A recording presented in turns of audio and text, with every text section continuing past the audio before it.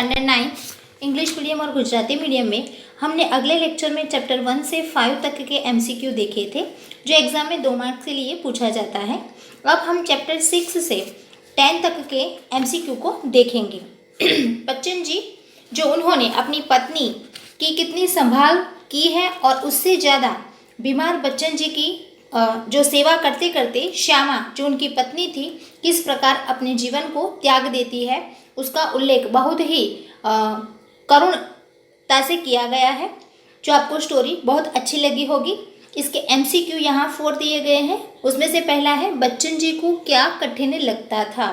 तो बच्चन जी बहुत ही सख्त आदमी थे और सख्त आदमी होने के कारण उन्हें शायद कोई चीज़ कठिन न भी लगे, लेकिन कोई भी इंसान को बताया दिया जाए कि 1 हफ्ते के बाद आपकी मृत्यु होने वाली है तो वो कितना ही कठिन और सख्त आदमी होने के बाद भी अंदर से टूट जाएगा। तो बिल्कुल बच्चन जी भी बीमारी से इतने डर गए थे कि शायद उन्हें मरने से पहले जीना बहुत ही कठिन लगता था। तो यहाँ आंसर है सी। नंबर 2, बच्चन जी श्यामा के लिए क्या थे। तो बच्चन जी श्यामा के लिए पारदर्शी दर्पण थे, क्योंकि पति पत्नी का उनका प्रेम ही ऐसा था। बच्चन जी हमेशा पूरी जिंदगी तक आर्थिक तरीके से बहुत ही पीछे थे, इसलिए शायद श्यामा उनकी पत्नी के लिए जो करना था वो नहीं कर पाए थे। तो उन्होंने खुद ही कहा है कि श्यामा उनके लिए पारदर्शी दर्पण थी। बच्चन जी को किससे बल मिलता था। तो बच्चन जी वैसे तो सख्त आदमी थे, लेकिन फिर भी उन्हें सख्त आदमी के साथ साथ जीवन में चुनौतियों से लड़ने का बहुत शौक था, इसलिए हमेशा उनको चुनौतियों से बहुत सारा बल मिलता था। उन्होंने खुद इस चैप्टर में ये बात बताई है। यहाँ आंसर होगा बी। नंबर 4, मुक्ता प्रसाद कौन थे। तो मुक्ता प्रसाद पड़ोस के व्यक्ति थे जो लेखक के पास रहते थे। लेखक मानी बच्चन जी, यानी कि उनके पड़ोसी थे। तो यहाँ आंसर है ए, लेखक के पड़ोसी। चैप्टर नंबर 7 वो पोयम है। पोयम में सूरदास के पद में श्री कृष्ण की बाल लीलाओं का वर्णन किया गया है और सूरदास किस प्रकार से श्री कृष्ण की भक्ति करना चाहते हैं इसका उल्लेख किया गया है। उसमें टोटल 5 एमसीक्यू दिए गए हैं। पहली है कामधेनु क्या है। तो कामधेनु का उल्लेख उसमें किया गया है जो स्वर्ग की गाय है। उन्हें स्वर्ग का आभास होता है और जो स्वर्ग की गाय है उनके साथ उन्हें रहना है। दूसरा है श्री कृष्ण के शरीर पर क्या लगी है। तो आपको इजी समझ में आ जाएगा इसका आंसर कि उनके शरीर पर धूल लगी हुई है। नंबर 3, मधुकर किस रस को चखता है। तो मधुकर हमेशा कैसे फलों का रस चखता है। तो मधुकर यानी कि भौरा हमेशा कमल के रस को चखता है। नंबर 4, श्री कृष्ण के नेत्र कैसे हैं। तो श्री कृष्ण के नेत्र चंचल है, ये भी पद के अंदर बताया गया है, उसका उल्लेख किया गया है। नंबर 5, बालकृष्ण के हाथ ब्लैंक लिए शोभा दे रहे हैं। तो नवनीत यानी कि मक्खन। तो यहाँ एमसीक्यू है, लेकिन ब्लैंक के तरीके से भी पूछा जा सकता है। तो इसका नंबर 5 का आंसर है नवनीत। इसका नवनीत का अर्थ यहाँ बताया गया है मक्खन। चैप्टर नंबर 8, गुलमर्ग की खिड़की से एक रात। गुलमर्ग की खिड़की से एक रात में गुलमर्ग के सौंदर्य का वर्णन लेखक ने अपने अनुभव के आधार पर किया है, जो बहुत ही रमणीय है और शायद देखने जैसा है, इसलिए उन्होंने कहा है कि हमें एक बार तो वहाँ जाना ही चाहिए। यहाँ टोटल 6 एमसीक्यू दिए गए हैं। पहला है गुलमर्ग में सपने क्या बनकर उगते हैं। तो गुलमर्ग में सपने फूल बनकर उगते हैं। क्यों? क्योंकि वहाँ की जो सुबह होती है और शाम होती है बाकी सब जगह से बिल्कुल अलग होती है, इसलिए लेखक ने उन्हें फूल बनकर उगने की उपमा दी है। नंबर 2, गुलमर्ग में व्यक्ति केवल यह खेलने नहीं आता, तो वहाँ ज़्यादा क्या गेम खेली जाती थी। तो बी, गोल्फ। तीसरा, सैलानियों की पंक्तियाँ क्या दौड़ाती नजर आती है।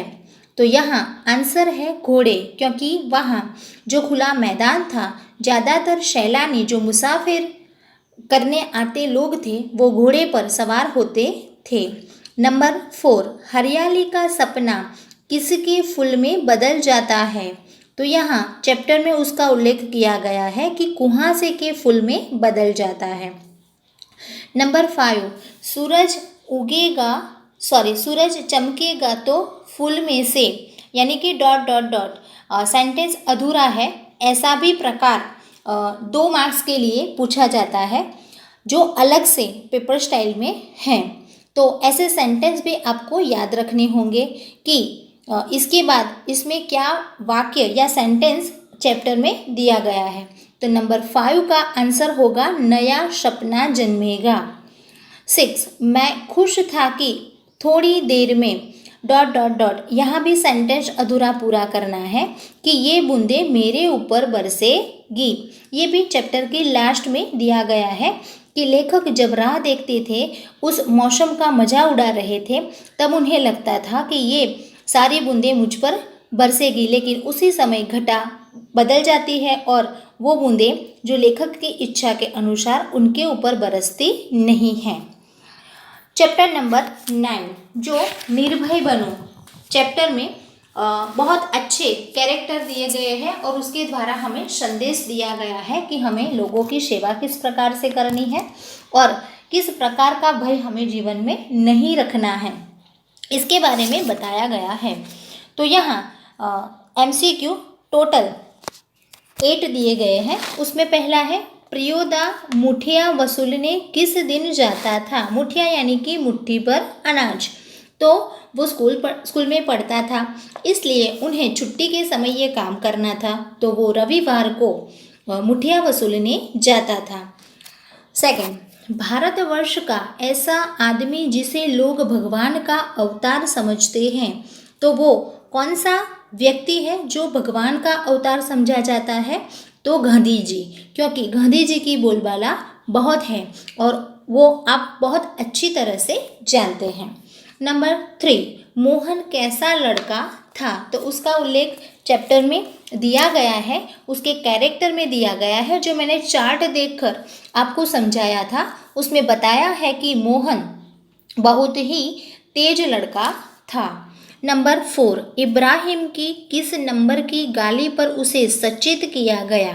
तो ये आंसर है 8वीं, क्योंकि उसका रोल था कि 8वीं तक उसे सचेत किया जाता है और 10वीं गलती करने पर उसे उस टीम से बाहर निकाला जाता है।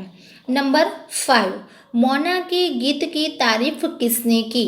तो यहाँ मोना गाता था, लेकिन थोड़ा बेसुरा भी था, उसको गाने का शौक था और बाकी सब हंसने लगे, लेकिन फिर भी प्रियोदा जो टीम का संचालन कर रहा था, इसलिए प्रियोदा उसकी हंसी नहीं उड़ाता और उसकी तारीफ करता है। तो यहाँ आंसर है प्रियोदा ने। नंबर 6, प्रियव्रत राय क्या वसूलने निकलता है? तो यहाँ आंसर है मुठिया। नंबर 7, तैरना कौन नहीं जानता था? ये भी कैरेक्टर में मैंने चार्ट में बताया था कि मोना जो एक नया सदस्य है, उसे तैरना नहीं आता था। नंबर 8, भूत प्रेत ऐसे आदमी को कभी तंग नहीं करता जो डॉट डॉट डॉट 10 काम करता हो।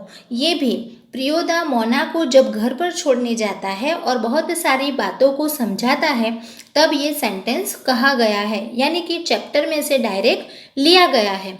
तो ऐसे सेंटेंस भी पूछे जाते हैं जो आपको चैप्टर में से याद रखने होंगे। चैप्टर 10 जो पोएम है भारत गौरव, जो भारत की गाथा गाई है और भारत में अलग अलग काल की बात की गई है। उसमें टोटल 3 MCQ दिए गए हैं। पहला है भारत के निवासी कौन हैं? तो भारत के निवासी आर्य है और आर्य की ही हम सारी संतानें हैं, ये उसमें उल्लेख किया गया है। आर्य किसकी मदिरा नहीं पीते थे? तो आर्य स्वार्थ की मदिरा नहीं पीते थे, अर्थात वो स्वार्थी नहीं थे, दूसरों के लिए जीते थे और अपना जीवन त्याग करते थे, अपने लिए कुछ नहीं करते थे, इसलिए वो स्वार्थ की मदिरा नहीं पीते थे। नंबर 3, आर्य क्या होकर नहीं बैठ सकते थे? तो आर्य निश्चेष्ट यानी कि कभी भी क्रिया के बिना, कोई काम के बिना ऐसे ही नहीं बैठ सकते थे। यानी यहाँ हमने चैप्टर 6 से 10 तक के एमसीक्यू देखे, जो आपको अपनी नोटबुक में ऑब्जेक्टिव क्वेश्चन करके जो पार्ट बनाया है उसमें ऐड करके लिख लेना है। Thank you.